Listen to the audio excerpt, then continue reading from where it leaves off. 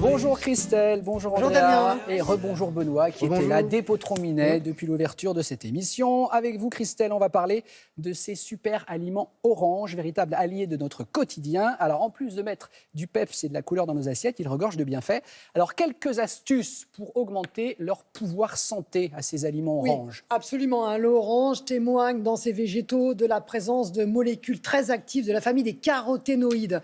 Alors la famille de caroténoïdes très importante parce qu'elle permet de limiter certaines maladies comme la dégénérescence maculaire liée à l'âge, comme les maladies cardiovasculaires ou encore certains cancers. Le seul problème avec ces caroténoïdes, c'est qu'on a du mal à les absorber. En fait, pour certains d'entre eux, on n'absorbe que 50% de ce que nous ingérons.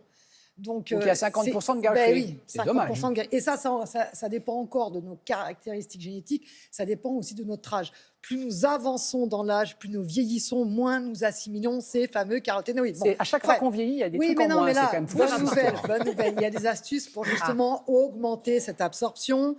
En fait, c'est ce qu'on va découvrir dans un reportage qui a été tourné dans un centre de recherche agronomique à Montpellier. Et vous allez voir, j'ai caché un petit piège dans ce reportage. C'est une réponse qui va vous sembler curieuse.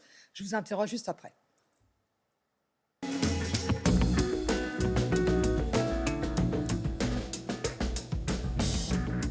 Bonjour Claudie. Bonjour Christelle. Alors, vous allez nous parler des caroténoïdes, ces pigments rouges, orangés que l'on retrouve dans l'alimentation et qui sont très intéressants pour notre santé. Et le problème, c'est que ces pigments, ils sont difficilement assimilables par l'organisme. Si par exemple on consomme une purée de patates douces, orange, donc on va avoir une phase orale de mastication. Ensuite, on va avoir une phase dans l'estomac où ils vont commencer à être digérés. L'aliment va être déstructuré. Et ensuite, à la sortie de l'estomac, c'est-à-dire au niveau du début de l'intestin, qu'on appelle le duodénum, c'est là que les caroténoïdes vont être absorbés.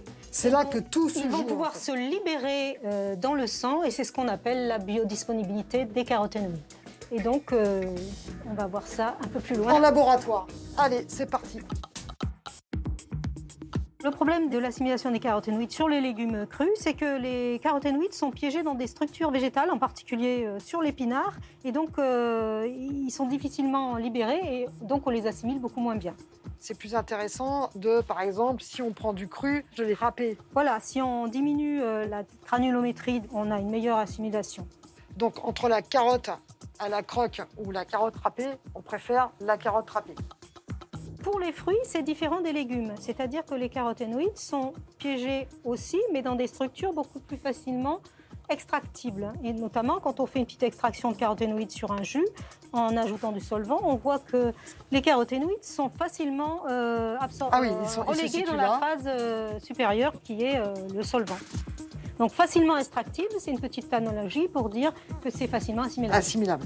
Le mieux, c'est quand même de cuire les aliments. L'effet du traitement thermique va déstructurer les cellules végétales et donc libérer les caroténoïdes. Le point crucial, c'est la matière grasse. Ça permet une assimilation bien meilleure des caroténoïdes parce qu'il faut rappeler que ce sont des molécules lipophiles. Donc elles ont besoin de matière grasse elles sont mieux assimilées. Donc dans la soupe, on rajoute un peu de beurre, un peu d'huile. Voilà. Dans les coulis, on met encore un petit peu d'huile d'olive, par exemple. Et puis le must, c'est l'œuf. Alors le secret du chef, c'est de rajouter un œuf. Pourquoi l'œuf ? Parce que l'œuf a des propriétés émulsifiantes qui vont permettre de mieux assimiler les caroténoïdes.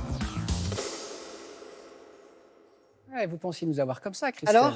Alors vous nous dites des légumes oranges, il y a des épinards verts. Les épinards, oui, parce que les épinards sont très riches en caroténoïdes, donc ils devraient être complètement Vous avez perdu une vis. Oui, j'ai perdu une vis, mais c'est pas grave. J'en ai d'autres, je vais pouvoir tenir debout. Mais ils sont très riches. On nous a fourni une Christelle en kit, c'est très étrange. En chlorophylle. Et la chlorophylle, c'est vert. Donc, en fait, la chlorophylle cache les caroténoïdes. Mais ce qui est intéressant aussi de dire par rapport à ces caroténoïdes, c'est qu'en ce moment, on est dans la phase minceur.